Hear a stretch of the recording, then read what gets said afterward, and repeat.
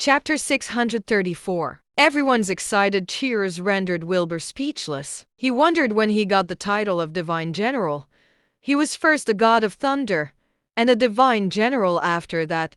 They really were creative. In truth, he did not know that he was already someone who was practically a god in the cultivation circle of Cardin Province. Everyone respected and talked about him so much that he was practically a legend. When Sullivan saw Wilbur, he frowned and gave Wilbur a once-over before he said, "I guess there are prodigies in every generation." "You're too kind."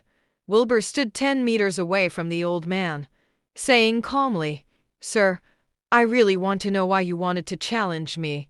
You even insisted on it being a battle to the death." Sullivan laughed and said, "You don't have to care about that. Just come at me with everything you have. I hope you don't disappoint me. I'll do my best, but I'm sure it wasn't easy for you to reach this level. Why would you come seeking death?" Wilbur asked politely. Sullivan was taken aback for a moment before he laughed. "It's been a long time since someone talked like that in front of me. It looks like the cultivation circle has forgotten about me. I just feel like there's no need for a fight to the death after you worked so hard to get to your level. I'm starting to get interested in you.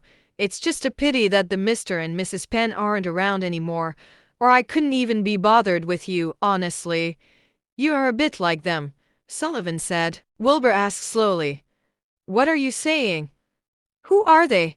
Do they have anything to do with me?" "I'll tell you more if you beat me," Sullivan said with a smile. Wilbur frowned as he took out his weapon, saying, "Come on then." Sullivan got up and his spiritual energy exploded out, forming a cloud of spiritual energy a few dozen meters above his head. A wave of terrifying spiritual energy dispersed, covering over 100 meters around him. Suddenly, violent winds blew, and the sky darkened. Even the crowd, who were 200 meters away, felt the terrifying pressure, causing their breathing to stop for a moment. Everyone was shocked, as expected of someone at the sanctuary level.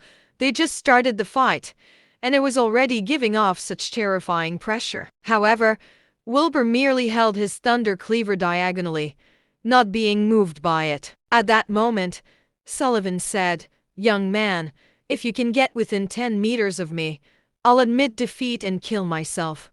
How about that?" "Sir, aren't you being a bit too confident?"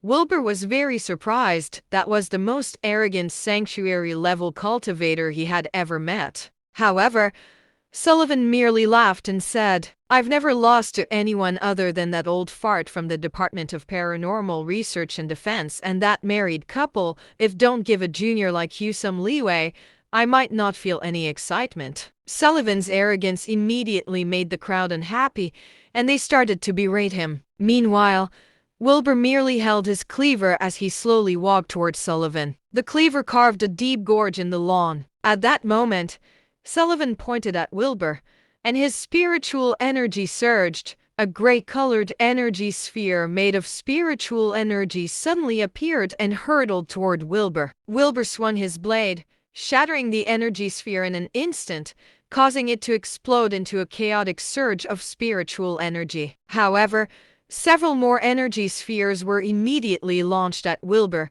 continuously exploding with thunderous roars. In just a short time, Wilbur was overwhelmed by the chaotic surge of spiritual energy, trapped in the relentless bombardment of the spheres. Everyone was shocked. Was Sullivan's spiritual energy that strong?